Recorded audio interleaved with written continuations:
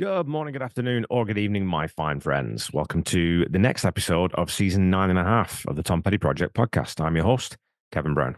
This is the weekly podcast that digs into the entire Tom Petty catalog, song by song, album by album, and includes conversations with musicians, fans, and people connected with Tom along the way. This is another special non-petty episode of the podcast with the fantastic Jake Thistle, who found time in his insanely busy schedule to sit down with me to discuss his label debut, The Half Left Out. We chatted a little bit about Gainesville and Tom, of course, but mainly we dug into the weeds around his full debut release, with topics ranging from album sequencing, how different producers bring different perspectives to songs, and how to avoid cliche. And Jake has a fairly direct way of dealing with that one. We also dug into the brilliant video for Brooklyn Can Wait and talked through each track on the album in a little more depth. Jake has a new live album coming out sometime in the next few months and already has demos recorded for most of a new studio recording, which will be coming out sometime, hopefully soon. In the meantime, make sure you check out jakethistle.com and go support Jake at a live show if he's playing anywhere near you. For now, though, sit back, relax, and enjoy my second conversation with Jake Thistle. Tom Petty. Tom Petty Project. Tom Petty. Hey, Tom Petty Project. Okay, so how's life? I mean, I was looking through, it's been just about 2 years since you were last on the podcast. So it's been a while. There's a lot has happened in the last 2 years for you. Absolutely. Yeah, well, it went quick, for sure. Yeah. But I'm very happy to be back. Yeah, things have been great. I've been keeping really, really busy and, enjoying being busy. So they work together now. When I was, obviously following on Facebook and whatnot, the touring, like the gigging, the recording, the writing, the work for, different charities, as well as a full academic load. Are you still doing okay? Like you still managing all that okay? Yeah, so far so good.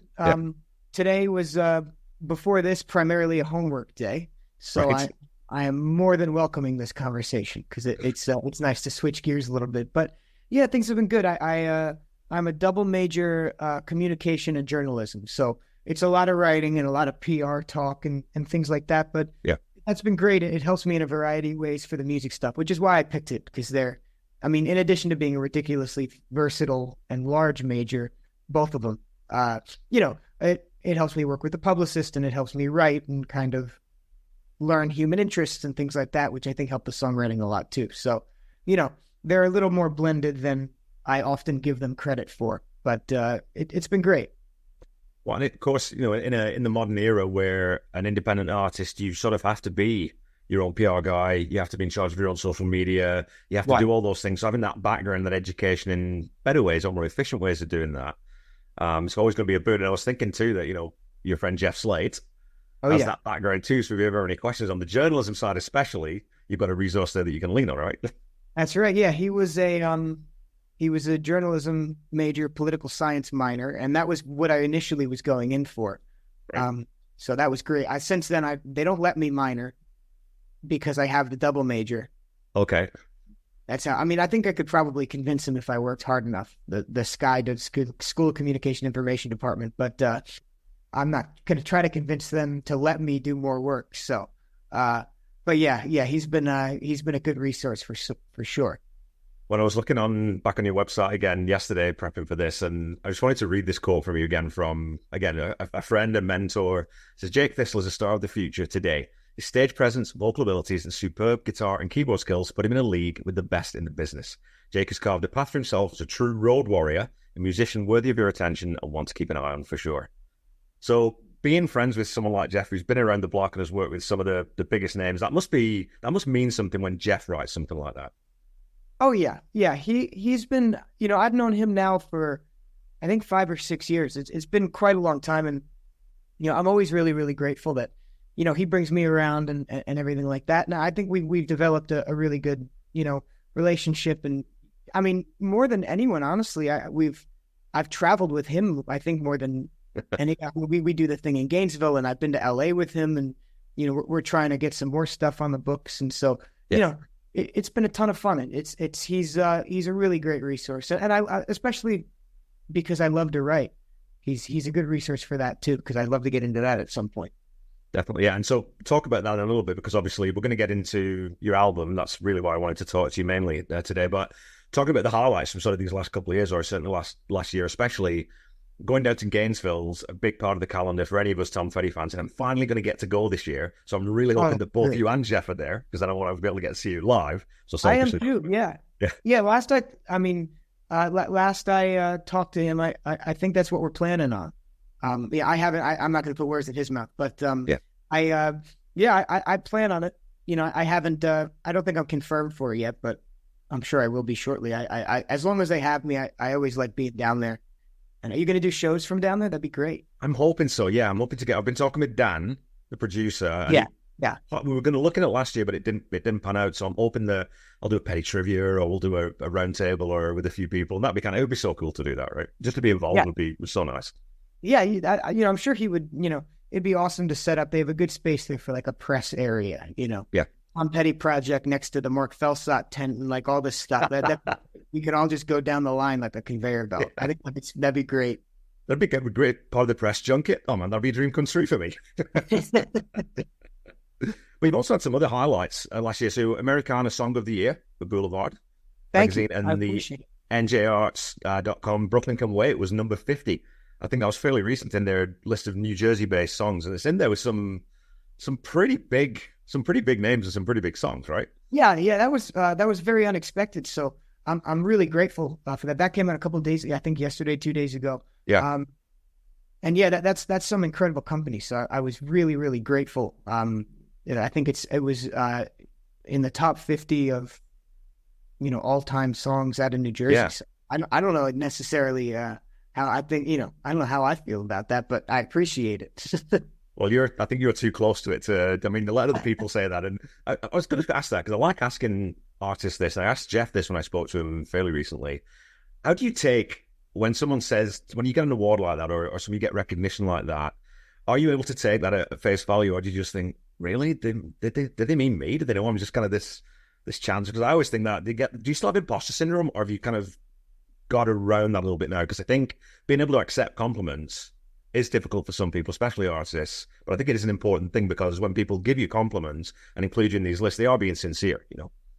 Yeah, I appreciate it. I think there will always be an inherent level of that, you know, just because even like a song like Brooklyn Can Wait, like I'm so grateful for that response, you know, and of course the first thing I say is kind of like, oh, well, that's kind of strange. I didn't expect that at all. You know, I don't put out these songs thinking, oh, this is going to be the Grammy, you know, but I think there's a lot to be said about the fact that, you know, I wrote that song when I was just like hunched over here at 3 a.m, like exhausted with a cup of coffee, like, let me just write a song.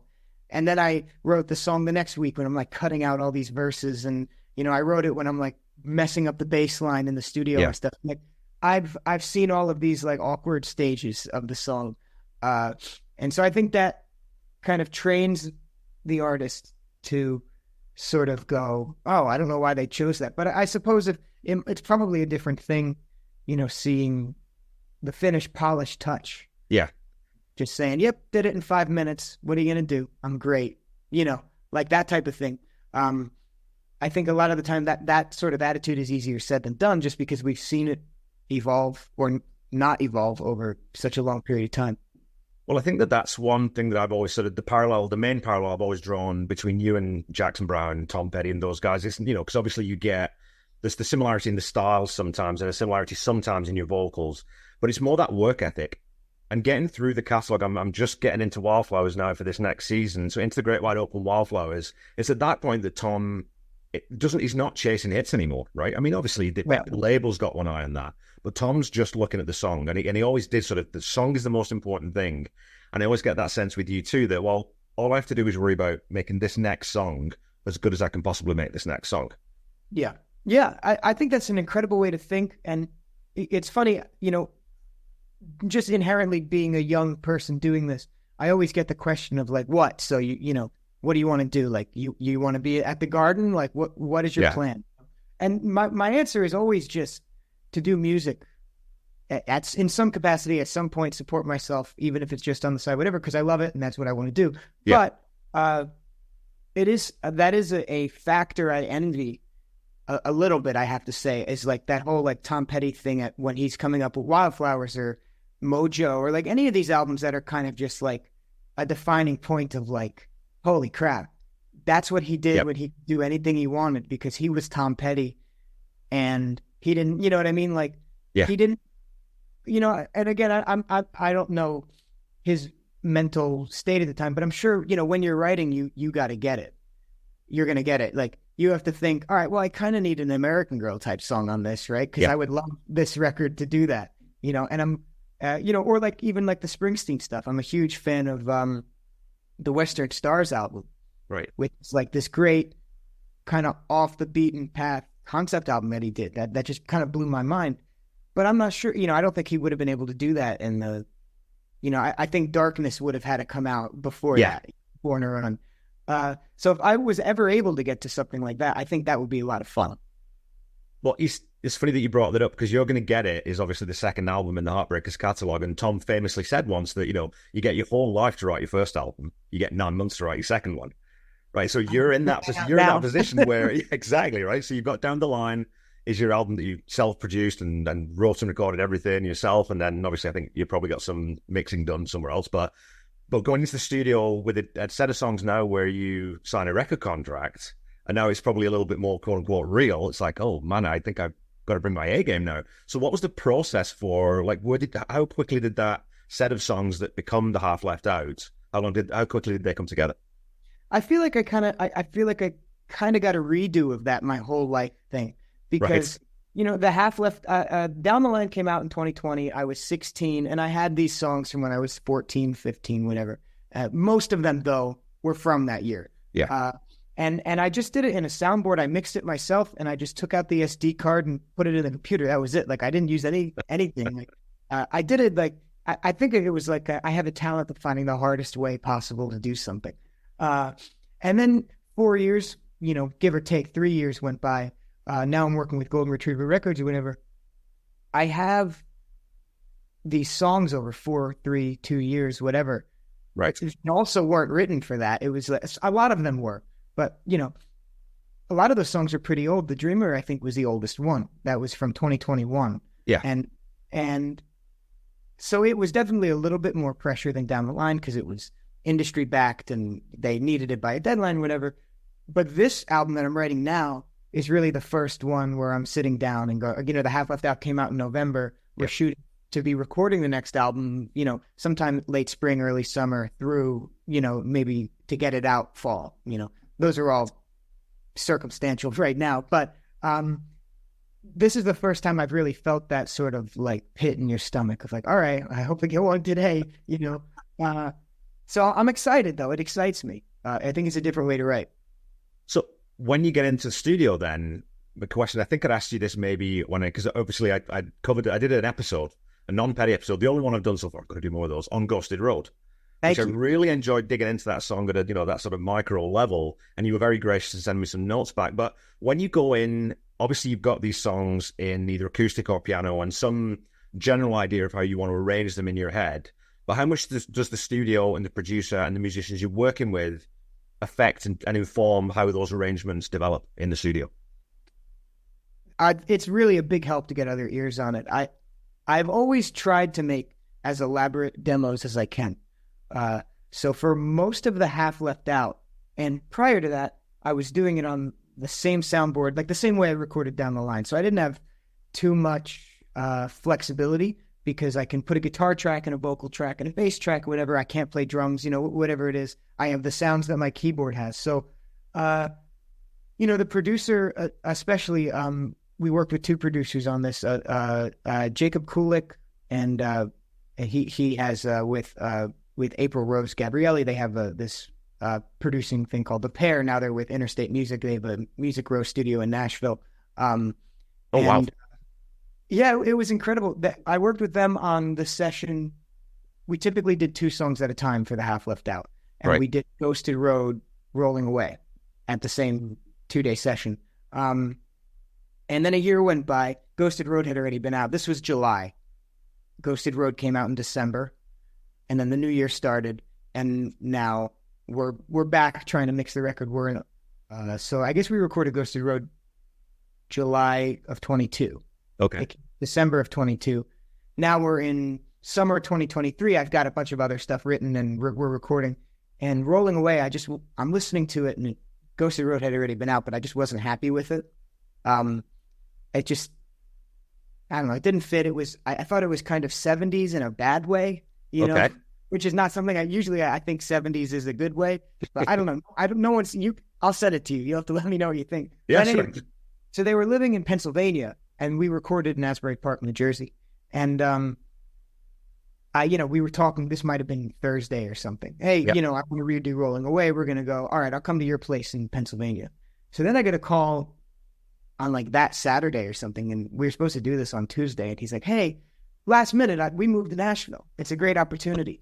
So he's like, we can leave like one mic at the old place if you want and, do it there. I'm like, no, I'm going to come to Nashville. Are you crazy? I've always wanted to get there. So that was my first time in Nashville. And it was such a blast to just, they brought me around town, and they were very, very gracious hosts. But so that we did Rolling Away twice. And the second time, the one that's on the record, was from Nashville. It's really interesting. Thank you. I thought so too. I was hoping a label would think the same thing when they were sending me to Nashville, but they liked it too. That was good. And then the other producer who produced the other 5 on the record was Tyler Sarfett, and he was really a huge help in kind of developing that sound that I think the album turned into. He's really the first one that introduced me to, that kind of like synthesizer-y, pad, swirl, atmospheric stuff. And that was something I always liked, but was a little too ambitious for me to figure out on my own. Yeah. So I'm really grateful for all the work he put into that. And now that we've done it, I've since then I've gotten smarter and I've bought Logic, and I'm now making demos for real in the computer, and I'm adding all of those components in. So the demos for the new album are far more intricate than anything I've ever done. But I'm sure, I haven't sent them to any producers yet, but once I do, I'm sure they will also put a really cool spin on it that I can't even imagine as we're talking now. Yeah, well, I mean, that's part of the process, though, right? But it's interesting to me that, so Brooklyn Can Wait then and Rolling Away were different producers in different locations, because I was going to make a comment on this, and we're going to dig into the songs, hopefully, that those two bookend this set of songs just superbly, and they kind of feel of a piece. They match sonically. There's a sort of through line between both of them. So the fact that they were recorded at different times in different locations, that's, like I said, that's really interesting to me. That you still got that cohesion out of a process like that that's a little bit more fragmented. I appreciate you saying that, because that was kind of on purpose. We didn't have, when I recorded the timeline for everything, we did Ghosted Road in July of 22. Yeah. And then The Dreamer, Keeping It Alive, in December of 22. And then we did Brooklyn Can Wait in June of 23. Rolling Away in August of 23. And then Brain Freeze and Half Beats Nothing in September of 23. Okay. So I had all the songs written, and I was really even though I hadn't recorded them yet, I was still trying to sequence the record. And that's something I'm always intimidated by, but also care extremely about. I kind of wanted Rolling Away to be last, but I didn't think what we had. I mean, it's fine for an album track. What we had originally. I mean, I was very proud of it at the time, and I still think it's cool. I'm sure it'll be put out sometime.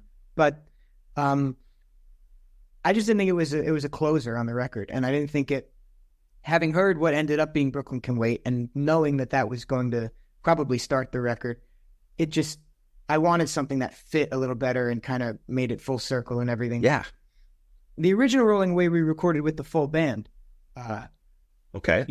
Was Ghosted Road, Rolling Away, the OG Rolling Away, and then The Dreamer and Keeping It Alive. We recorded full band in the studio, me on vocals and guitar, a lead guitar player, a bass player, and a drummer. But the other 3 it was just me and Tyler. Me and Jake Kulik, down in Nashville for Rolling Away, and April Rose Gabrielli. And the other one's just me and Tyler sitting in the studio, like trying out different basses and synthesizers and stuff. And those are some of my favorite songs. I play with all those musicians, the band that we still play, and that's like my general touring band these days. And they're really, really great. It had nothing to do with them and their playing, but I really liked being able to fine tune everything on our own, as opposed to just hitting record and hoping for the best. Well, I mean, a great album should have a great closer, and it is important, that stuff, right? And it's kind of cool that, again, I mean, I don't always like leaning into the fact that you are pretty young still, but to have that ear still to say, you know what, it's good enough, but maybe good enough isn't quite, maybe that's not enough. Maybe I can make it better. So having that sort of presence and wherewithal to say, let's just rethink this and go back and redo this. I think that shows, and I mean, it's nice too that you got a label who would be open to that, right? Because obviously you've spent a bit of money already recording it once. Yeah. So wanting to go and do it again, well, you know, there's a bit of trust there that you need from the people who are paying the money, right? Yeah, I was really hoping they'd go for it. You know, when we went, the first time I met with my label, which I guess was January of 22, the head of my label, Joe Riccatelli, he was at RCA. He was president over there for a little bit. And then, you know, he formed Retriever Records, you know, and then, you know, eventually he stepped down from that because he didn't want to send a million emails a day and, you know, work at, you know, such high up at Sony Music and everything. So he was just in Golden Retriever.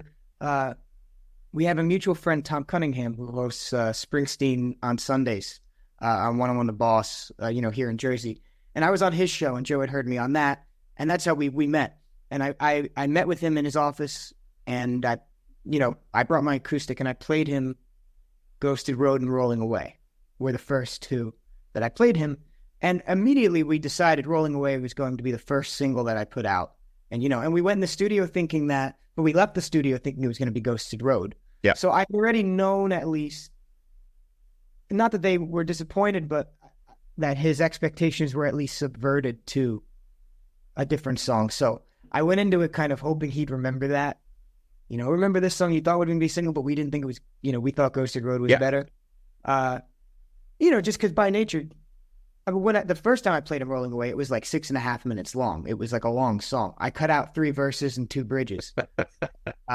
But eventually, once I cut it down and we were working on it, Rolling Away has a kind of a catchier, shorter chorus, and it's like 3.5 minutes. On the record, it's like 2 something because we sped it up like crazy. But the original one was faster, was slower. So it was like, you know, 3:30, whatever. And Ghosted Road has a longer chorus and more of a windy structure, and it's like 4.5 minutes. So we always assumed that Rolling Away was going to be the single. So when we switched to Ghosted Road, I kind of banked on them remembering that and being like, all right, remember, let's just do this for real. That's super cool. I mean, you talk about sequencing being important, and I totally agree with that. I think single release schedule or whatever you want, the sequence you do that, it is also important. I think that Ghosted Road is the natural first single off this album, even though Brooklyn Can Wait opens it.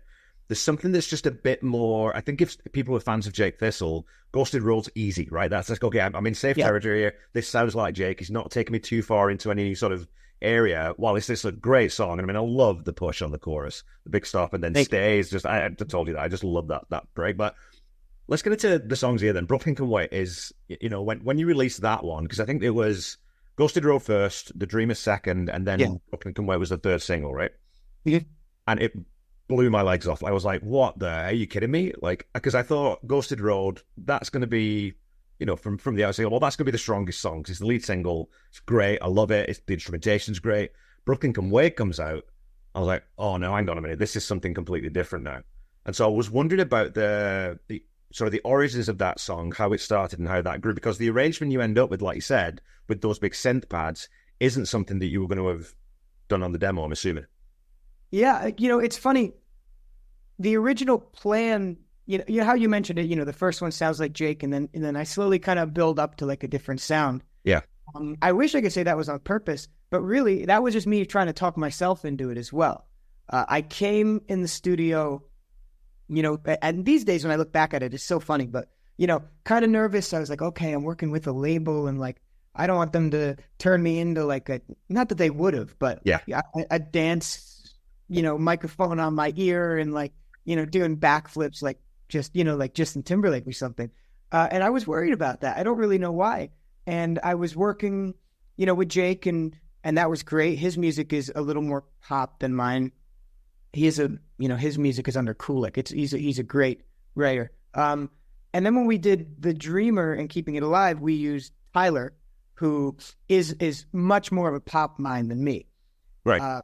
but we went in with the full band, and you know, he did a great job, but we really kept him reined into like the Ghosted Road sound and a little more of like rock and trying to keep it like that. And we went in with the full band. We had rehearsed a bunch, so we just came in, knew our parts, and did it. So there was not even that much to talk about really. So he did a great job.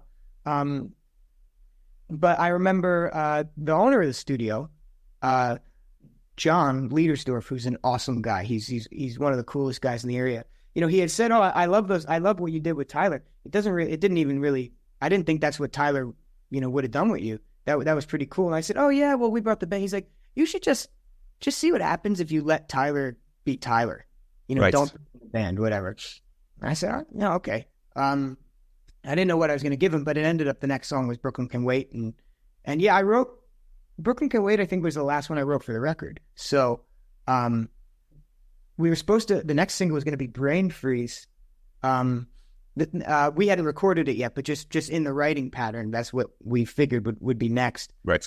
And it was going to be a little weird because it was going to be the summer and, you know, brain freeze. Like we didn't know how we were going to like angle it. And I wrote Brooklyn Can Wait in I think March or April, you know, of 23. And immediately my label just kind of really was turned on to it and said, all right, that's going to be next. And that's the only song we did in a 1-day session. Everything else, we did 2 songs over 2 days. But Brooklyn Can Wait, we said, let's just do this as a standalone session. Let's not put a B-side on it. So we just went in, you know, I don't know, 10 a.m. and had it by 7 or 8. But it was just me. It was the first time I'd ever worked with just me and a producer. Right. No band. I did the, you know, he's a great drummer, Tyler. So they are real drums. You know, a lot of that Half Beats Nothing, Brain Freeze not so much, but Half Beats Nothing and Brooklyn Can Wait, people often think they're machines or you know, like Logic percussion. And there is a lot of that in there too. Yeah. But he really played all those drum parts mostly. And I mean, I was so happy with how he played it. But yeah, Brooklyn Can Wait was weird. I wrote it in one take, basically. Like it was kind of like that sort of Wildflowers thing, you know, where he kind of just like said whatever the hell and it ended up being wild. It's like, that's kind of how it happened. I was sitting at the piano. I mean, it sounded different. It was slower and sort of swung, like, right. But lyrically, I ended up cutting a lot, but about 98% of the words that are in there were from just that first voice memo of me kind of just looking around the room and saying whatever, which doesn't really happen to me usually. Yeah. You know, like Lines on the Road, I wrote, which is from Down the Line. I wrote that in like 8 or 9 months. Like if it doesn't happen in 10 minutes, it's not happening for 5 months, for better or worse. So Brooklyn Can Wait was just a quick one. And, you know, it had seen a lot of evolution since then, and I cut a lot out. Some of the original kind of gimmicks of the song I ended up taking out. Originally, every verse was going to end with like a classic American novel, which is why the first verse ends with "The Postman Always Rings Twice." That one I just kept. I just thought that fit. Yeah. But I was also going to talk. I forget what the other ones were. "The Sun Also Rises" was definitely in there because that rhymes with rise. Yeah. I forget what the other ones were, but you know. So I took that to the label. They immediately liked it, and that's why they said, let's just do this next, and ended up, you know, streaming the best by far. You know, I think that one sits at like 62,000, something like that, and then the others are like, you know, 30. You know. Oh yeah, you're way up there. I mean, I think though it's funny now that I know that. Now that you said that it came quickly, I think that's why the lyrics have the charm that they do. Then it's because they're not poured over in a good way, right? Where you're not second guessing it, you're trusting that instinct. Because I know last time I spoke to you, I remember you telling me that you tend to overwrite and you write lots and lots and that and then pare it back. But it's better to do that than not to have any ideas. Yeah. But I mean, for me, the whole hook in that song is that vocal melody line. So how quickly did that motif come? Because once you've got that, I think it's one of those little things when you write a song, you think, yeah, there's something here. That works. I can hang everything else around that and build out from that. Yeah, that was something I had that, you know, sort of chord progression for a while. Yeah.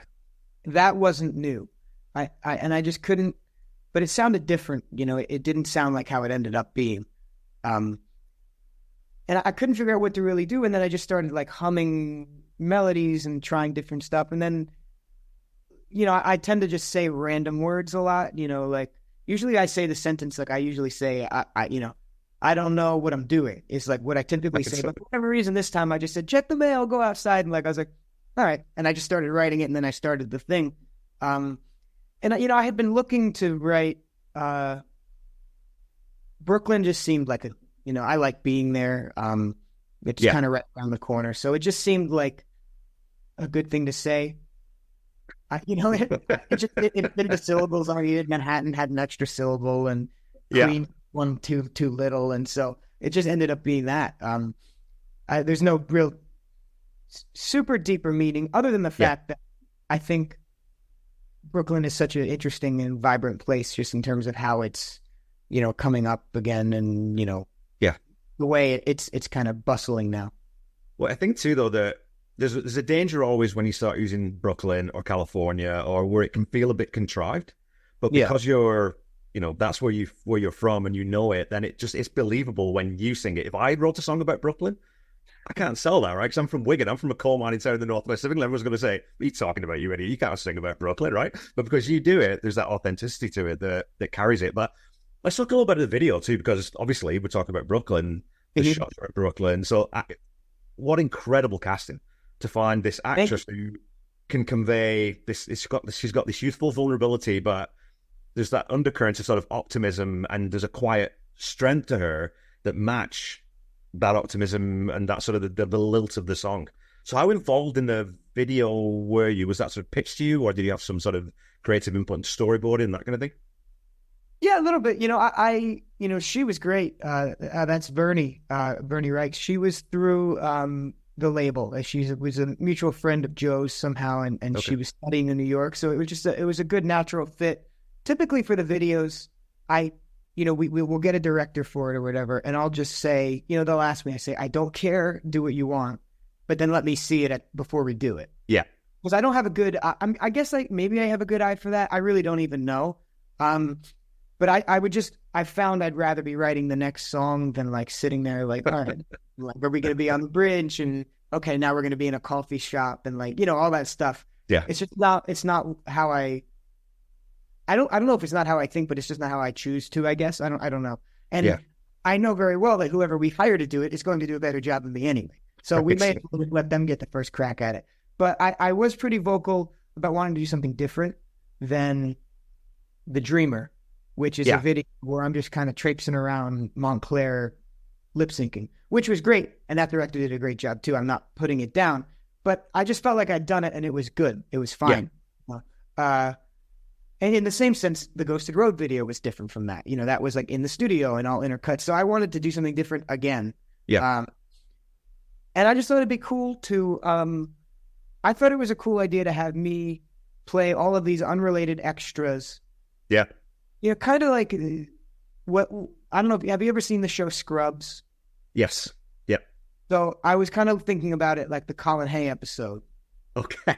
He's like playing Overkill on the bench, and JD's like, oh, what? And then like he's in the morgue, playing it, and like, I get maybe they're the same guy, maybe they're not. Like I have to rewatch the episode, but that was kind of what I was thinking. And I wanted to do something like that, so that's why I'm the busker in the subway, and I'm the guy that's getting his haircut and everything like that. I don't know if everybody got that. Just having talked to some people, I don't think everybody understood that was what was happening, but that was my intent. And the director for that was the same guy, Johnny Cervase, who he was also the videographer for Ghosted Road. Okay. And he put it together. I guess he was the director. We hired him to, just shoot some of that Ghosted Road session when we were there, and it turned into the video. I don't know if that was the initial plan, but it probably was, and I just don't remember. But and he did a great job. That was a lot of fun. Well, the Ghosted Road video is great too, because you all look so relaxed, right? I mean, those behind the scenes things too, especially for nerds and fans, it's like, you want to go, what instrument is that? Oh, look at that guitar there. How's this drum set up? Like, so getting to see that is kind of cool. But what I love about the video for Brooklyn is because and again, I don't know how much of this is deliberate time, which because we sort of backfill meaning into things all the time, right? But because she's on her own in that, you don't really see her interacting with anyone in a relationship. She's on her own, like she's alone, right? And that's that whole thing. And like I said, I think I posted on your YouTube channel that the line that just kills me in that song is, "You can move away from home, but it'll miss you." And to have her isolated in that way kind of punches that home. Like I said, because I mean, I moved out of home when I was 16. I joined the army, and then I moved away from home again and moved to continent and moved to Canada. So "You can move away from home, but it'll miss you" really, really resonates for me, because you sort of, when you move, you think about it selfishly. You think, well, I miss home, I miss my mum, I miss this, I miss that. But you forget also that there are people and there are reasons why they might miss you. So that, like I said, man, it's such a good line. There's always one, you're like Petty in that way as well, right? There's always one line in every song I'm like, God damn, I wish I'd written that. That's so good. And that's the line in this song. Thank you so much. Yeah. Yeah, you know, it was deliberate. I was really careful when I was writing the song I didn't want it to be a love story. Yeah. And I'm sure in some of the verses I cut out that there were more elements to that, just because I think that's just, you've written, like, any songwriter, like, yeah, whatever. The easiest way to add depth to a song is to just say what you want to say and then add "with you" at the end. So I was trying to avoid that. And I think I was happy with how it was avoided. I'm talking to someone. I didn't, it's not a girl, it's not a boy, it's just like a thing. It's whatever. But when we started talking about the video and having a girl in the video, I wanted to reiterate that point, because also I've never had a video with a girl in it, and I think it'd be really easy to draw that conclusion, is that okay, it's Jake's in the video, a girl's in the video, whatever. It's a lot. So I was really trying to make sure that it was like, because I don't consider I'm not Jake. I know I'm a really good actor in that video, and clearly I'm all these people, but I'm just like, I'm haircut guy one, busker guy one, whatever. I'm not a part of the video. Yeah, I'm just the guy that was in it because I was saying it. So I was really careful to have it not be a love story. Maybe it's a love story with moving away or something, but I didn't want it to be like boy girl, like, come to Brooklyn, I'm in Brooklyn, I miss you. So I wanted to make sure the video also portrayed that. But that's what good songwriters do too, though, is they have universality about their songs that people can insert themselves into, right? So if that resonates as a love song for someone, well, then great, that's awesome. If that's how you interpret it, brilliant. Exactly. That's why I didn't want to stamp it on, because then there are people that it wouldn't resonate with. So I just wanted to make it, however that home missing you is how you decide that it does, right? That's all in your head, because it's home is a concept. So absolutely. I figured I'd want to leave that to them and not have it be, so trite. Yeah. Well, okay, so let's Keeping It Alive is the second track on the album. And this is one that is funny again, because when I went back and I was like, oh, the Dreamer is the oldest song out of this set of songs. But Keeping It Alive is the one that I think, to me, feels the closest to Down the Line era Jake Thistle. It's got similar bones. It's got a similar flow to it, some of those songs. But I also noticed that, because the demo that you've got on YouTube, you pitched up, I think, right? Did you pitched up a full step, I think, in the recording. Keeping It Alive has had so many keys. Okay. I wrote it in C, I think. Okay. Finally, we landed in B flat for the record. Yeah. There's probably YouTube videos of me in A. I think it's, you're in A flat or something, because you're capoed, right? Okay. Then probably. Especially in those early days when I that kind of weird 2020 and 2021 are like weird years for my songwriting, because like Down the Line had come out. I didn't have a record contract. I didn't know what was coming. So like when I was putting up videos, I would just like haphazardly throw a capo on whatever fret and play it in whatever position. And, so I'm sure, most of these songs have seen a lot of key changes, especially Keeping It Alive. Keeping It Alive and The Dreamer. Okay. Which is funny because they were in the same session, but they're the two oldest. But Keeping It Alive has seen a lot of edits. I don't know all of them are even up on YouTube, but I'm sure you could find versions where there's a lot of different lyrics and replaced verses and things like that. I'd kind of sat on that song for a while. So here's the question then for you, because I love asking people about that, because I love process, right? The process of writing songs, that's what gets me off. But when do you know when you found the right key then? Is there something where you think, my voice is right there, or there's some harmonic thing that happens between the piano and the guitar, or does the producer just say, I think your voice sounds better there? What's usually the determining factor on that? For Keeping It Alive, now I'm trying to think. Okay, I remember now. I wrote Keeping It Alive in G. Oh, okay. A long, long time ago. And it probably had a different melody. And I remember specifically writing that song, and I was starting it on, the D, the 5 is kind of where the melody kind of swings back around in the verses. And I was playing it like as a C chord up 2 frets.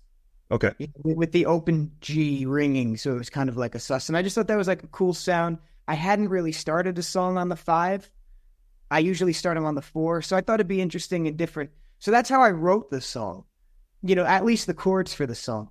Yeah. And then I'm glad you asked that about this song, because I wouldn't be able to, I don't know why I remember this so well. It's probably the only one I could tell you exactly what I was thinking. But, I was writing it, and, after a D, okay, and you go to the E minor, whatever. And then I started writing the lyrics, and then at some point I just decided, all right, the key has to change. It needs to sound better or whatever. Right. And so because I was younger, I think I moved it to C, because that's just where it fit nicely in my voice. And then 3 years passed, and, I wasn't 15, I was 18, whatever. And then B flat made the most sense. So that's probably how it happened. But in general, I just write, and I really don't know. I usually start with the chords. Okay. And then from the chords, I'll pick up a melody. So really, I just, whatever chords I have picked, I just fit a melody in that. So like if I decide capo 3 C, E flat works for me. Yeah. Then I'm just going to sing a melody that sounds good at E flat, because I've already been writing in E flat. And then when it's done, if I say, you know what, I could really blow this out and just make it huge, maybe I'll move it to F.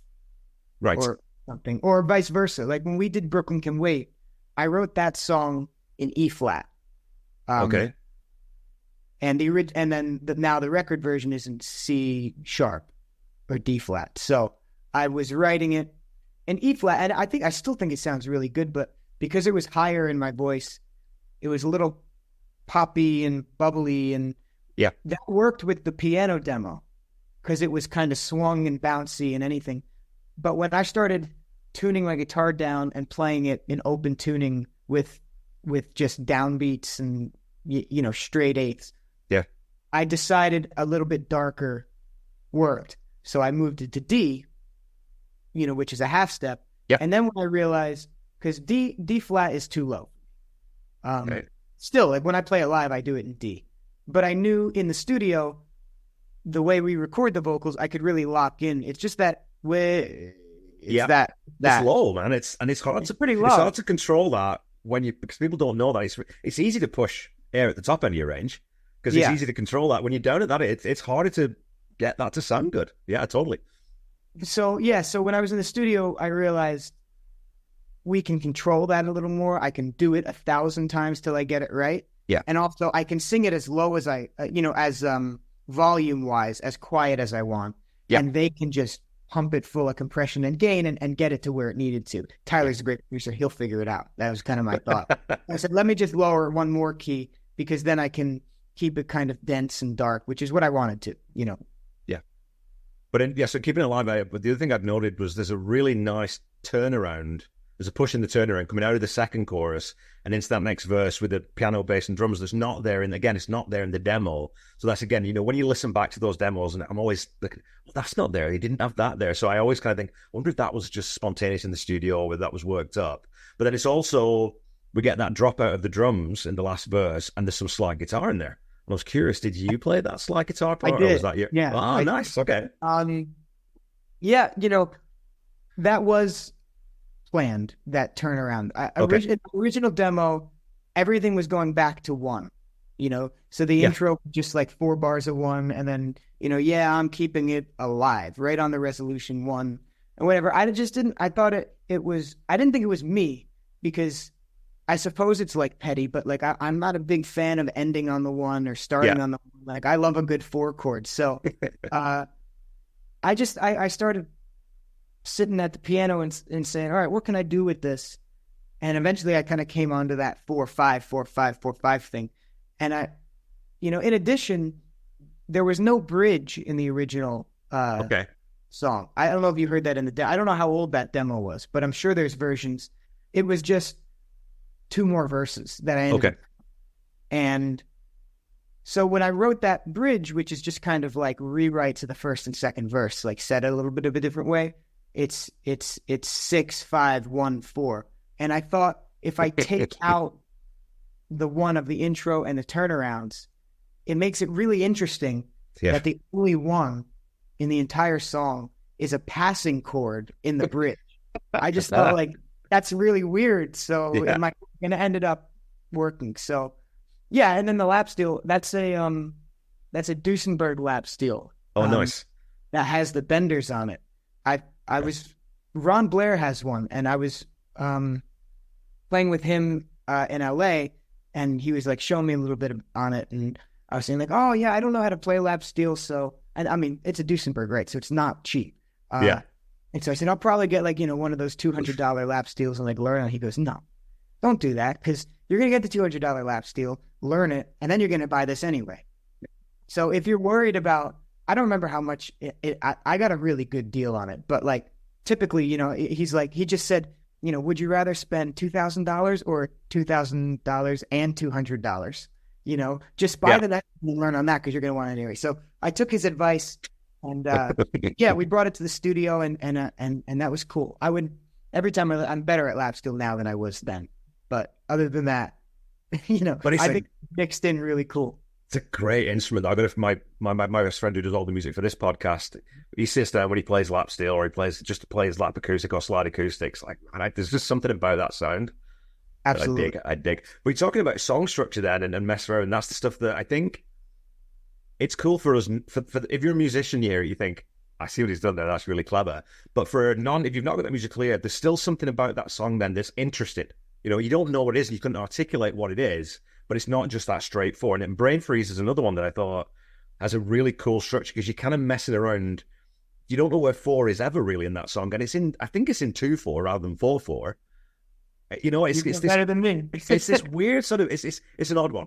And it was one of the ones where I thought straight away, like, I like this song. This is another one that was like, I get what this is. I'm totally on board with this. It's a really strong piece of writing. I loved it instantly, man.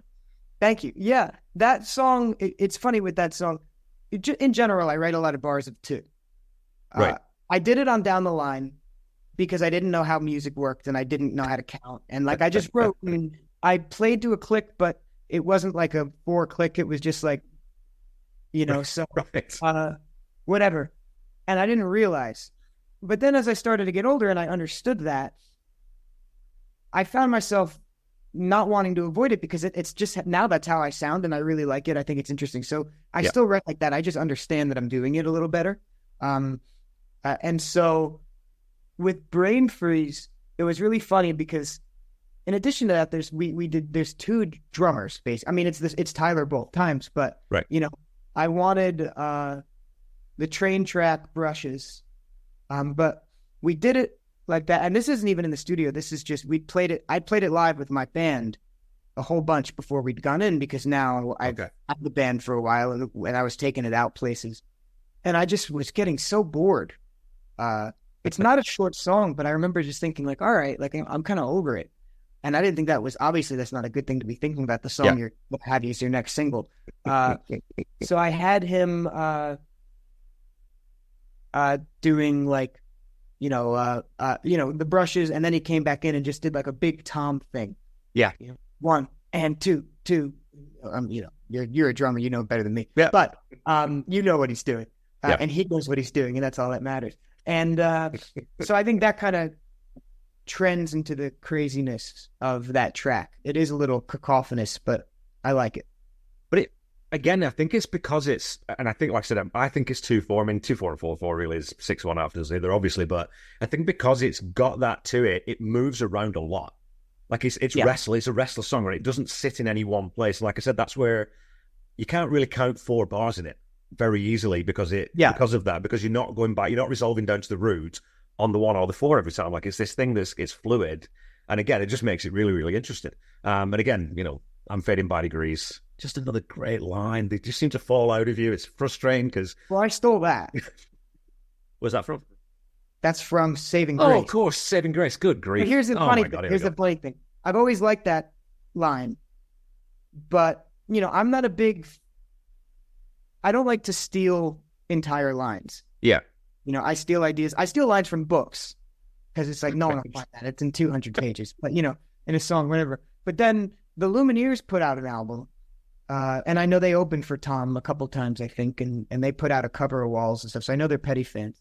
Yeah. And they had I forget what the song was now, but they have a line, "Fading by Degrees," and I hadn't really heard of that other than in Tom's song. Yeah.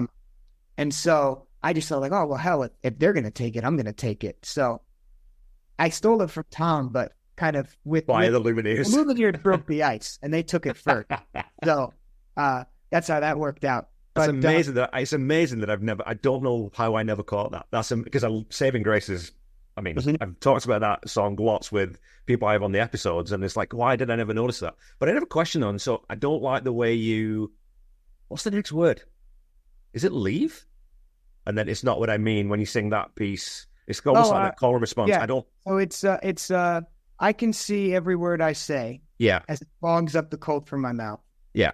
But I don't like the way it reads. It reads okay. I thought I couldn't quite get the, and I threw it into fader to take the stems out to see if I could get the vocal isolated. Still couldn't quite hear it, but cool. But I like that bit too because that again, it's got almost that call and response thing to it. Just the way your dynamics are on the vocal. So again, all those little production choices. Again, I mean, as someone who sort of sits and overanalyzes songs, I'm always looking for that attention to detail, and there's lots of it in that song. Thank you. Yeah, I think part of the reason it moves around so much is because I'm in a really weird tuning. And right. When I wrote it, at least, it wasn't a tuning I was super familiar with. So I was just kind of like strumming really fast and trying to put, the reason I wrote the song is the tuning, it's open A, but it's kind of an inverted open A. So it's, what is it? It's E, A, oh crap, let me look at the piano. It's E, A, C sharp, E, A, no. E, A, C sharp, E, A, C sharp. Ringgold. And that's the tuning, that could be wrong, but that's the tuning that Dylan uses on the original acoustic version of One Too Many Mornings. Didn't know that. And he capos it 3rd fret C. And so I was playing that song and I wanted to take it live. I'd play it out live. But it's not a tuning you could just slide into. Open G, you just drop 2 strings and you're fine. Yeah. But I couldn't justify bringing out a guitar tune like that for one song. Right. So I just wrote a song in that tuning. So that's how that happened.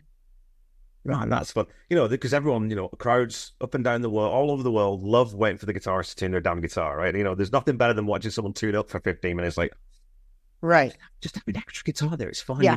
You've got 50. We all know guitars, all the 50 guitars. Just bring an extra one. Right. Exactly. So I figured if I could bank 2 songs. Yeah. Ironically, after that, I've never played the Dylan song again. So now I'm just bringing it one for one song again. But oh well. Well, that's where people. And that's where, when you adapt songs live quite often, then people will just change, the position of the chords, or they'll change the phrasing a little bit, and it changes the, because sometimes when you hear a song live, you think there's something about that doesn't sound quite the same as it does on the album. Yeah. And because it's not capoed, or it's not, there's some kind of different, they're using different positions in the chord. So yeah, sometimes I play it, like when I have to, I play it, capo 4th fret in G, standard. Okay. But it just doesn't, it's not the same. Yeah.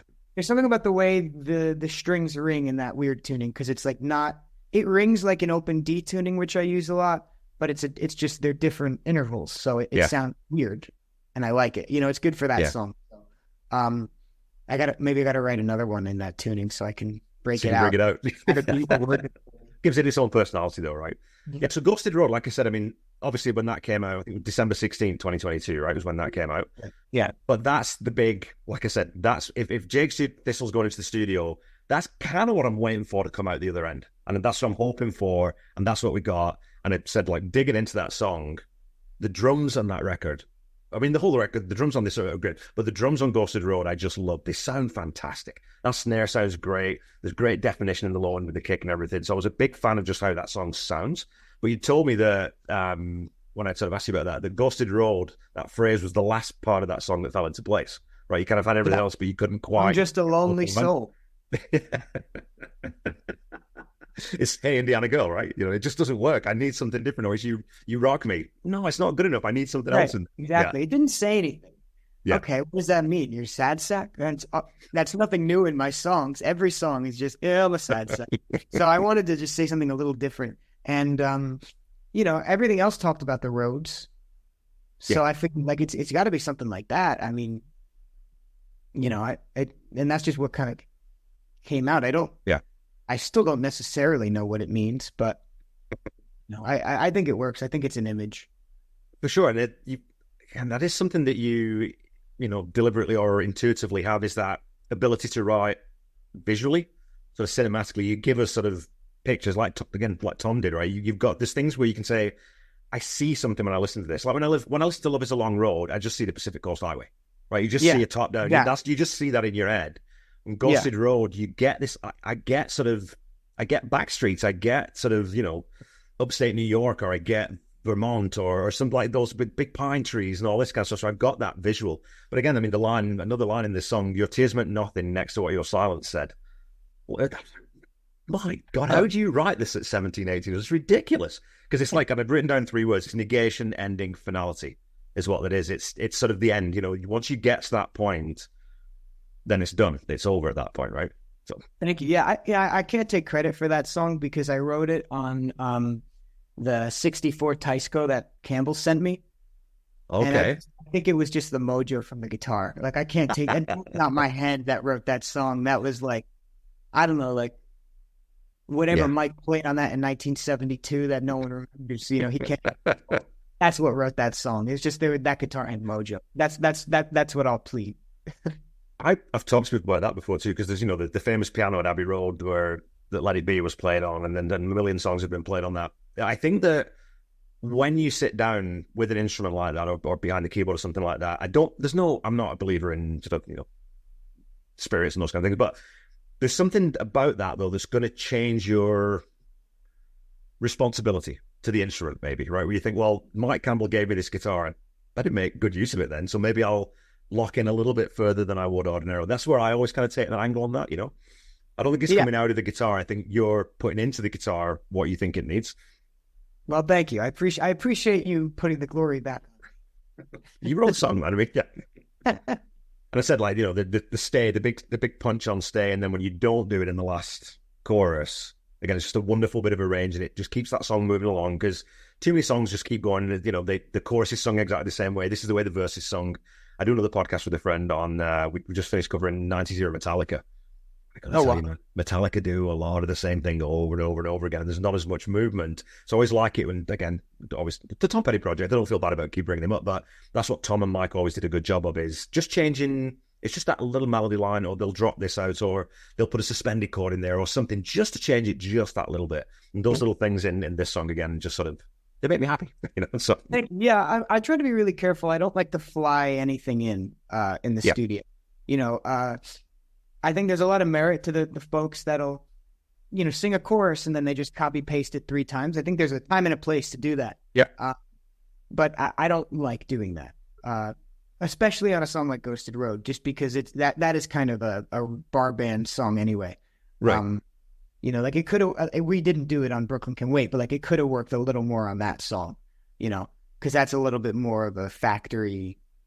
In terms of how the vocals are produced and stuff. Right. I think Ghosted Road called for a little bit more of a rawness, and maybe I'm a little sharp here, a little flat there, whatever. I think it kind of fit the song. Yeah. Cool. Okay, half beats nothing. All right. it reminds me a little bit, just in sort of, I don't know, in spirit of Time to Move On.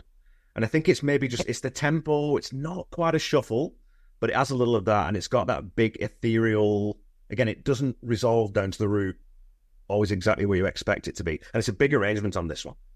Yeah, this is my favorite one on the record. Okay.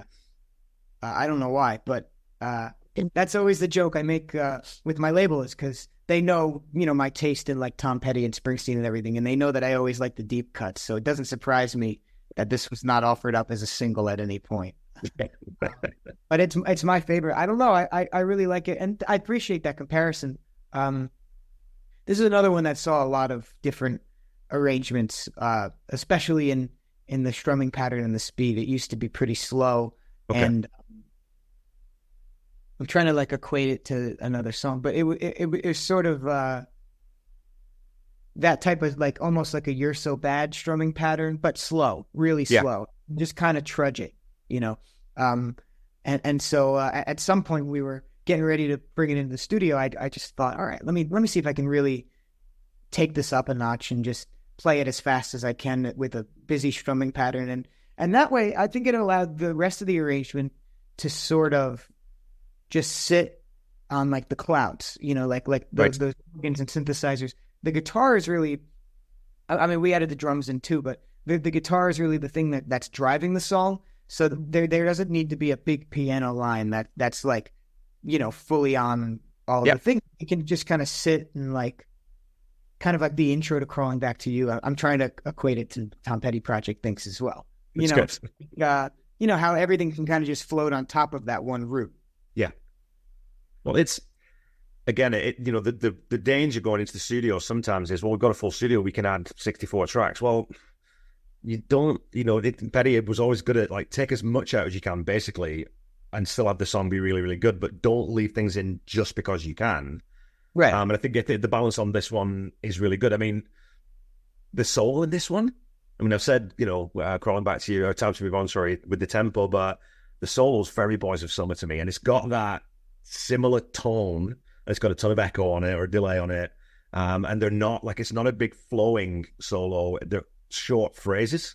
So was that you as well? Did you play the that solo? Was me? Yeah. Yeah, it's a good solo, man. I really, really like it. Thank you so much. I appreciate that. Was sort of a just from a gear standpoint, a wake up call, that solo, because we're sitting in this. That was the last thing we did. Was the solo. We had the whole song was done, and we were listening back. I didn't know what really to put there. Part of me wanted to put like kind of like a Wilco type, just like, let's just have the drums do whatever the hell they want, and like just big fills and like offbeat, and like have all these synthesizers like rise up to like a wrong chord or something. Like, I really thought that would be cool, and just kind of like grating in a good way. And I think Tyler had the good sense of saying, let's not do that to an otherwise pretty predictable song. And so I think there's some place for that in some of the new songs I'm writing. But so we ended up doing a solo, but we're sitting in the studio with, Lake House Studio in Asbury Park is really an incredible space, and they have so much gear. They have just walls of amps and everything, and we just did plug directly into Logic. Okay.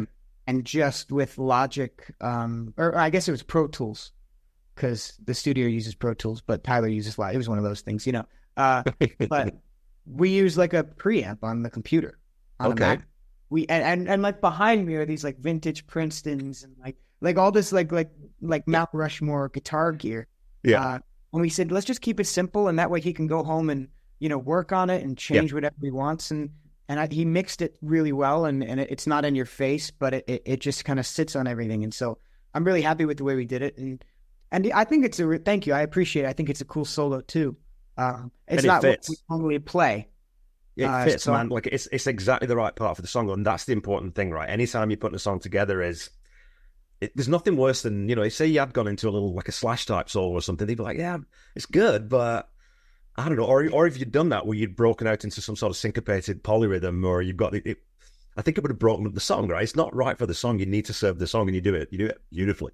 A question too about the bass on this one. Is that a fretless bass on this song? No. Okay, isn't it? Because there's a couple of little slides. Was like, Man, I'd love to hear that isolated because it's really got it's got that Tony Levin thing almost. I was like, Thank no, you. that's fretless. I appreciate it. That was I played the bass too, so I really appreciate Cool. that compliment because I don't consider myself a bass player by any means. But yeah, that bass, I think it was just a like a Fender P bass. I don't think it was anything special. Might have been a Rickenbacker, but I think it was a Fender P bass. I remember on the Brooklyn Can Wait session, which was again like that Brain Freeze and Half Beats Nothing was just me and Tyler in the studio. Yeah. And for Brooklyn Can Wait, we spent like an hour testing out different basses. Like Yeah. I played it 4 times on the Rick and 4 times on the Fender and 4 times on a Gretsch and like we a Hawk I tried and like I don't remember even what we landed on. So when we went in for this session, which we did Happy Nothing and Brain Freeze at the same time, we kind of walked into it remembering what we learned last time and it took a lot quicker. But I think Brain Freeze was a Rickenbacker, I think. And Half Beats Nothing was a P bass. Yeah, I mean, really, you can use a Rickenbacker and you use all these, but you really only need a P bass. You only need a Fender, really. A Fender will do everything you need it to do. Right. So, Right here. there you go. Yeah, I mean, it's just the most versatile, one of the most versatile guitars ever made, right? Really, which is the reason why everyone still uses them. Yeah, and again, some great lines in this song. I'd written down, it's much easier to start than it is to try again. And it applies to so many aspects of life, right? Relationships, songwriting, and it's funny because I'm by trade, I'm a programmer. So every programmer, you don't want to fix someone else's code. You don't want to sort of work on something. Let's just do it again, right? So it's that sort of that tendency that we'd rather chase something new than try and make the familiar better or keep it working, right? So I think that line captures that sentiment just beautifully. Thank you so much. I appreciate it. Yeah, I just sort of had an image of that. And really, I don't know if I meant it at the time, but I think this song is sort of a rewrite of a song from down the line called Trying Again. And that was like one of the oldest songs that I had on Down the Line. It was I wrote it when I was like 13 or something like that. There's a couple songs I listened to. Not that I'm sitting around listening to any of my songs, but like, that'll come on when I'm trying to make a set list for something with the band or something. And I'm like listening to pick songs. And I wonder how that snuck onto the record. So that I can look at it almost 5 years later, 4 years later. But and I think that's what I was trying to say in Trying Again. Right. But I don't know if I didn't think I really got there, but I was kind of had in mind the same guy and like just the guy that decided, it was easier to pick up and move states than it was to like make a bunch of apologies in where he's living now. Yeah. Captured beautiful. And life ain't giving back the time it steals is the other line I love in there. Cause I'm 50 and I feel that every freaking day, man, let me tell you, time is not my friend anymore. I've got way more behind me than I've got ahead of me. So well, that line that line I sat on for a really long time. I forget what song that was originally in, but it just didn't fit. It might have been Rolling Away. I'm not sure, but whatever it was, it just, I knew that the line was good. I just couldn't figure out where to put it, and so finally it kind of sat in nicely. Well, that's where, again, people who don't write songs don't know that we cannibalize. I can't use that verse, but that line, I know I'm going to use that eventually. I don't think I've written a newer song in like 5 or 6 years. It's like a sourdough starter, like people that like have them from like the 1700s or whatever. Like all of my songs are just things I've cut 2 years ago that I can figure out how to use now. Yeah.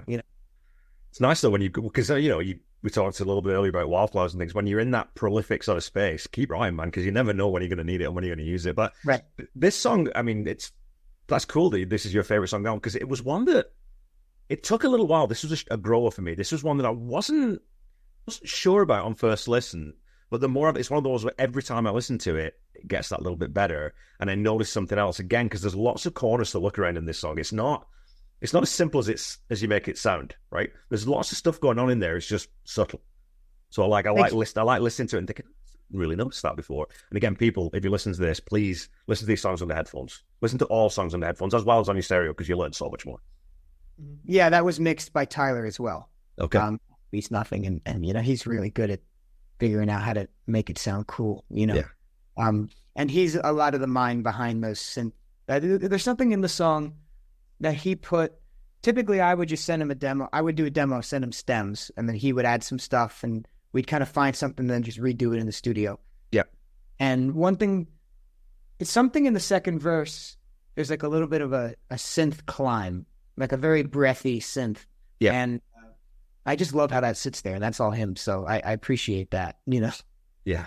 It's great, when you give someone a song and it comes back and it's better. It's like Yeah. Tom Oh, always yeah.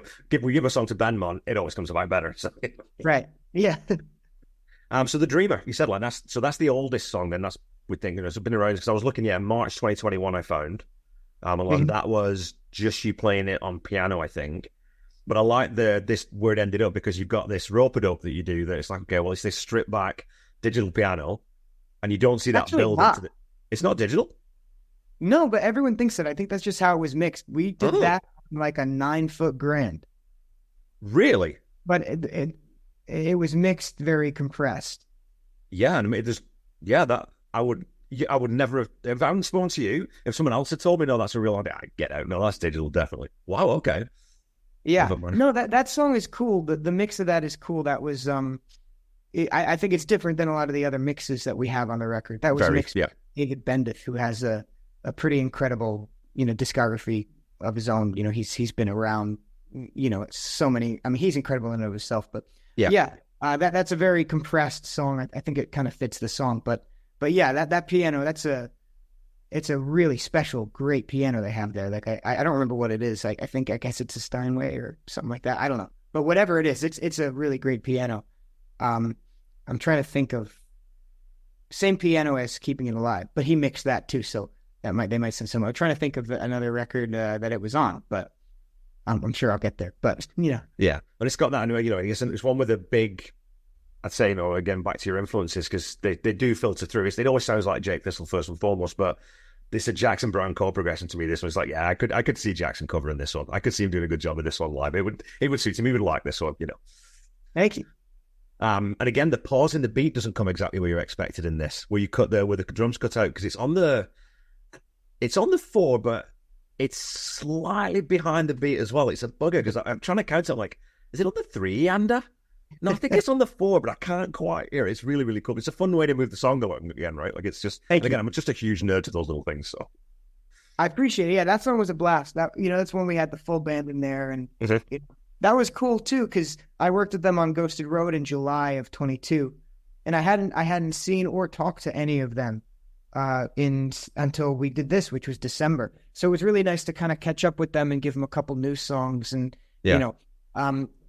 because since then, after I worked with them on that, I started bringing them out, and doing some more full band original gigs and things like that, which is I guess primarily what I do these days. Although I do a lot of acoustic stuff too, but that was cool, because that was like a big catch up. We did a couple of rehearsals, but it was cool to just kind of see what they were up to and thinking about with the song, because they hadn't heard anything in between. Whereas now, if we were to go in the studio, they've heard a ton of other songs that they hadn't played on, but this was kind of like just like a second try, Yeah. Man, the harmonies in this song, the production on it soars above everything else, the harmonies in the chorus, and I think they're so beautifully captured and so nicely mixed. And then the solo is almost like this mandolin style, but I'm assuming that was played on electric guitar. But it's got that's kind of. And then that was really cool. That was Nick Nella, who's really great guitar player. I believe he also sang that harmony you're talking about. Okay. I think that, I don't remember if I did that or he did that, but I think he did that. And if so, I think that's his only harmony. He sang a lot in the studio, but I'm trying to remember now. Yeah. No, he sang harmonies on Keeping It Alive too, for sure. But I think that's probably his most prominent harmony is in The Dreamer. Way, oh, keep an eye out for that's him. He did that solo, and it was. We were trying to figure out what to put there. I had been playing it on piano. Okay. Not like that, like. Just kind of like in a weird, like kind of lead sheet way where I was like placing the chord behind it and just doing stuff. And so when he said, why don't we try it like this? And he started doing it on guitar, it kind of like changed. Like all of us looked up and was like, oh shoot. So from there on, I went back and I just did it in 4 piano octaves, just like my thumbs and pinkies, just doing it. And then we did, we brought out the glockenspiel. Okay. So it's pretty cool. Some layering on there. Nice. Yeah. And there, again, I mean, I like talking to you about your lyrics. I mean, this is maybe, if you're starting to forget who sung different vocals, this is why I think that every album we record, we'll have to do this, because then in 20 years, I can write conversations with Jake Thistle and we'll have, contemporaneous memories that you'll be able to tell me exactly who played what. But Hey, this morning, sounds good. this morning I punched myself through the mirror on the wall. Now I'm picking up all the shattered pieces of me. And it goes back to, again, that cinematic ability that you have to sort of paint this, because that's obvious, that's a very obvious picture, it's very explicit. But then because you come back to it again, you revisit that line in the breakdown before that last chorus to tie that line back up together. And again, that's that thing of watching the songwriter grow and thinking, I don't know whether you would have done that 4 or 5 years ago, where you sort of, to pull that line and think, okay, well, that's a good image. So I'll just drop that in here. It's not going to be exactly the same. I'm not going to repeat it, but I'm going to use the same idea. So that ties together. Very, very cool. Yeah, that was one of the songs. I wrote it in January of 21. So that was the first song I wrote after Down the Line. Yeah. Or at least the first good song I wrote after Down the Line. It was like another 6.5 minute. There was a ton of different lyrics and Mirror on the Wall was there, I think, from the beginning. Okay. But that the bridge wasn't, that callback to it. I had, the way it was structured, it was like a verse, bridge, chorus, verse, bridge, chorus. Although it wasn't the bridge when I wrote it, but after I trimmed all that out, I just made it the bridge. Yeah. And I forget, we would have to look at that March demo you were talking about, but I don't know where you are, seems if you left my reflection. There was definitely some other line there that I didn't, Okay. I guess I didn't gravitate toward as much. And that's why I ended up calling back to the mirror. But that writing must have been in 23, Right. Because after we did Ghosted Road and Rolling Away, which were fairly new songs, I decided, instead of writing new songs for Joe and the label, to go back and see, because I figured this is a new moment of my career. And if I don't at least look back for a little bit, I'm going to lose everything I've done between Down the Line and now. Because if I just start writing. So I went back, and that's where I pulled Keeping It Alive and The Dreamer. Yeah. There were other songs in there that have just been lost.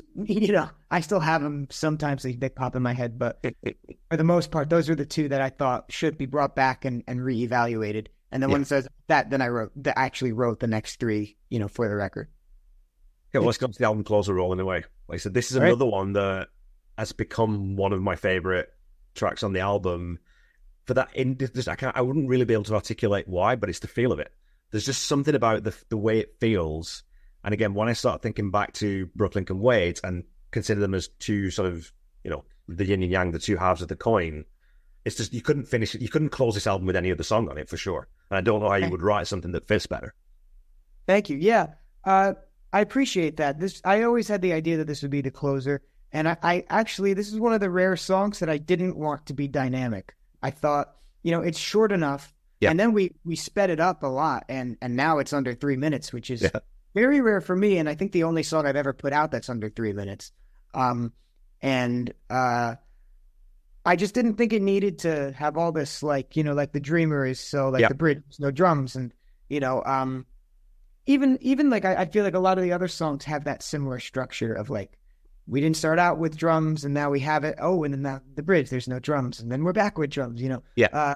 So for this song, I thought let's just keep it all at 60% the whole time and kind of close out on just a kind of a stagnant, interesting thing, Yeah. That was kind of where my mind was for the recording of it. And it's the only song that doesn't have drums. Yeah. Those are all MIDI, Logic stuff. Yeah. Just because of where we recorded it, we didn't have drums there. Well, it doesn't need it either, though, right? Like you said, I mean, if you're going for that vibe, if you threw acoustic drums in, then I mean, obviously you can make them sound different ways or trigger them or whatever, but you'd lose. I think that's that indescribable thing that I love. You'd lose it if you over-egged it, right? Yeah, I agree. And I think the guitar sounds interesting on it too. It was really funny because I had played a Martin on everything on the record except for except for Brooklyn Can Wait. I used a Gibson, but everything else was either my CEO, I don't have him in here, I guess I would have brought him out, but my CEO 7, which is like that smaller Martin, or the 74 D35 that I've been playing a lot. So for this one, when I went down, I didn't go down with a guitar because they have plenty. And Jake had said, he said it just would be an interesting sound. I didn't hear it until we thought about it because I love Martin. I'm attached to Martin. I don't like not playing Martin. And he had a Martin there, so I said, we're just going to do that. But he said, let's try a Taylor, which I don't really like. Right. Mix like a Martin, and he thought it would sound cool. So that's what we did. He cued it like a Martin, but it was a Taylor, and I think it's an interesting sound. It's a little bit of a sharper sound. Yeah, it's bright is not exactly the right word, is it? But I know what you mean. It's got a different. Man, I'm struggling to. It's more not metallic's not the right word either because they're same bloody strings, but there is a different tone to it, definitely. Yeah, when you, especially if you know what a Martin sounds like, and a Martin just sounds like a Martin. But again, I'm going to jump back into lyrics again with you, Jake. So, and this clown car holds one, and I'm that lonely soul. Again, you have this again, another sort of. I had to put lonely soul somewhere. I took it out of Ghost Road and I put it there. But it's not. It works there because it's not cliche because you've got that clown car thing, and I think then that pair of sort of ideas works really well, and you don't fall back on cliche. That's one of the things I like about it, because how careful are you about that? Like, is that something you look and think, you've already said, like, you don't want to use lonely soul and all these kinds of things, but how naturally does that come? Do you do a lot of editing after and think, shit, I've done it again? Or have you got to a stage now when you're writing where you know how to avoid the pothole before it comes up on the road? Well, I think it's my biggest fault as a writer is I will, if I feel a cliche coming, I just stop writing the song. Okay. It's pretty, it's funny. I forget who I was talking to about this, but I'm not. I mean, at this point in my career, which is I'm still very early on. Yeah. Like if I drop dead tomorrow, you couldn't do Half Left Out and all the rest like they did with Wild. Right. Because what I write is what I put out. I don't have another album of stuff I cut. There are obviously every release there are 3 or 4 songs that didn't make it that could have. But for the most part, the songs I finish are the songs I take to the label and bring out.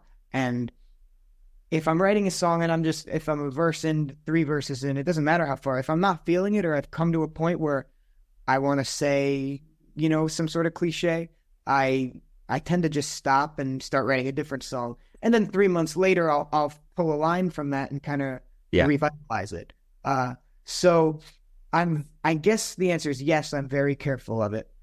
But it's not something I've learned to avoid. It's just, I avoid it by not doing it. But I think that's an immature response that I'm hoping to get out of at some point. Well, I think though, that's just your style of writing, right? I mean, it's not like you haven't got 7 fantastic songs on this record. So it's not like you obviously haven't walked away from Wildflowers or, you don't know how it feels. So I always sort of think that songwriters should probably trust their instincts. Like, as soon as you've got your own identity, which you already have, you've established that already, that if it's working, don't mess around too much with it because you might find that it tips the balance the other way, Yeah, I suppose. I'm trying, I feel like even in the worst song, there's at least one interesting idea I can take later. So I'm trying to see them through a little bit more because maybe I get 2 ideas out of it instead of 1. Yeah. But I do not like writing a song that I don't like. Yeah. I hate it. Yes. I hate it. There's nothing worse though, too, going back through your memos and your notes and thinking, you record something into your phone, you think, the hell was I thinking? That's awful. Right. I don't know why. That's the other bad part. Yeah. Is I'll write a song and here I'm saying I only finish a song if I think it's a good song. But like the notebook's right here, I could just pull up a random page. What the hell was I thinking? And this is the song I finished, Or else worse sometimes is, oh shit, that's Let It Be. I've just rewritten Let It Be subconsciously. I can't use that then. So. Right, exactly. But I love too the way that, as I said, as a closer, picking the right song for the closer. And one of the other things I love about this, it doesn't finish on the root. So you leave it on that. I don't know, it's the 4th or something. So it's almost like it's leaving the album open to a sequel, which I think is super, super cool. And again, what I'd said to you with Brooklyn Can't Wait and Rolling Away being the bookends for this, in my head, in the sort of the cinema that you created in my head, one of the Jake characters maybe, and the female character in Brooklyn Can Wait end up together. But this song then is sort of 10 years later when the relationship's maybe not in such a great place, and they're trying to patch it back up. But as a listener, you think, I think you need to roll away now. This is done. Yeah. You need to get away. So I think, like I said, visually for me, that's what really struck me when I listened. Because you listen. I've talked about this with people, but you listen passively just to enjoy music. When you're listening to write something interesting to ask, then you listen critically, and that really hit me. Then it's like, yeah, that really works as a narrative, and to have that at both ends of the album, it's just chef's kiss. Oh, thank you so much. Yeah, I appreciate it. I was trying to just convey, like, I feel like the idea that people use, like, when they say we got time, it's fine, like whatever. I feel like that's often used as an excuse to not do it. But I don't think that's not insurance that you're going to. So I want to try to talk about that. Awesome. Well, it's 7 songs. It's a short album because we had 12 songs on the. It's an awkward. We planned it to be an EP. Yeah. 5 songs or something like that, and then I kept giving them stuff, and we just said, all right, whatever. So it's pretty funny because we exclusively refer to it as an EP, like in the Golden Retriever Records office. Yeah. But like Spotify and all those, they consider it an album. Yeah. So I'm glad we did it like that because, I had announced that I was going to be putting out an EP, and 7 songs is like a pleasant surprise. At least if you like the songs, it's pleasant. You know, it was like, I thought it was going to be an EP. This is like 3 more songs than I thought it would be. So I'm glad we did that instead of calling it a record and having it being half what a record should be. So, the next release will be a full release. We're 12 songs, something like that, Well, let's talk about that. What's coming up then? So you've got a live album that's going to be coming. You just finished live recording at the Transparent Clinch Gallery. Did I get that right? Right. Yeah. Okay. Yeah. It had a beautiful space in Asbury Park. And it was a blast. It was so much fun. That's going to be, I think, we're still working on the track list. We recorded 15 songs. Okay. We're going to probably put out 12. So we're going to try and pick. It's going to be all of the Half Left Out, probably in order. And some of them are very similar. Some of them are pretty reimagined. Rolling Away, it's like this poor song has seen yet another version now. We did like a super stripped down piano version, super slow and quiet. And I'm excited to hear how that gets mixed. And that'll probably be the closer on this record too. But so all of the Half Left Out, 2 songs from Down the Line, and 3 unreleased songs. Oh, cool. That will be probably on the next project. Okay. But it's interesting because it was just me and an accompanist who was Gordon Brown, who's from a band called Williams Honor. He is really, him and Reagan Richards, who are in Williams Honor, they're incredible musicians and very talented, and they've been around and done everything, and he's a great producer, great writer. So I was really thrilled to work with him, but it's pretty stripped down. It was mostly him on guitar, me on guitar or piano. Yeah. And so it's cool. It's kind of a stripped down live album, but it's not, I guess it's acoustic, but it's not solo. So it's an interesting, I think it's an interesting thing. I'm really excited for how it's going to turn out. So what's the timeline for that, and what sort of formats? Is that going to be digital only, or are you going to do CDs of that, or? We're probably going to do a limited run of CDs. Everybody who bought the ticket to the show will get one. So that, the timeline for that, I'm going in tomorrow to start mixing it, so it's going to be great. Probably May is probably a realistic timeline that hedges my bets, because I don't want to say April, because it's, now that I see the date, it's almost April. Well, I'll say May and we'll hope for the best. But no, mid-May is probably when we're doing it. And I think it's a great way to kind of close out this era of Jake Thistle. Not that it was ever that serious, but, now I can really kind of put this to bed and start, really writing and looking at the new record, which I've already written. I have about 8 or 9 demos for it that I want to ship out. And I think they're pretty different from some of the other stuff I've done in a multitude of ways. And I'm excited for that. It's going to be great.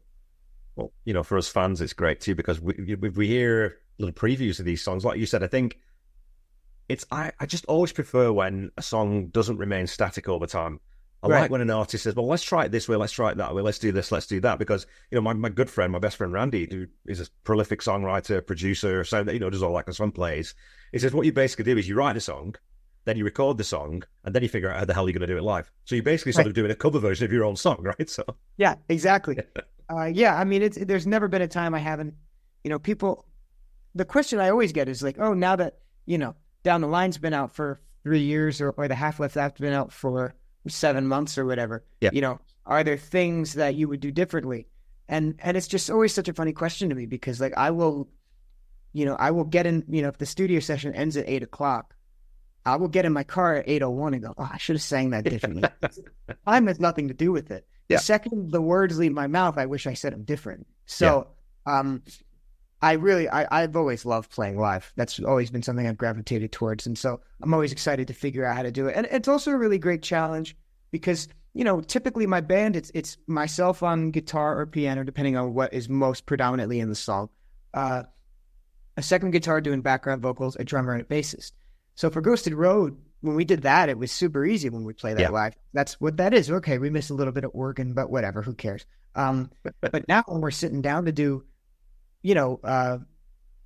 Half Beats Nothing or Brooklyn Can Wait, like suddenly that becomes a challenge on how are we putting this song together, and are we using tracks, and what am I doing? And, so it's interesting. It's fun. That was, I think the hardest, the biggest challenge was, I guess, Brooklyn Can Wait, because I have to play guitar on it. Yeah. Because there's that driving acoustic, but there's also a lot of piano work in it.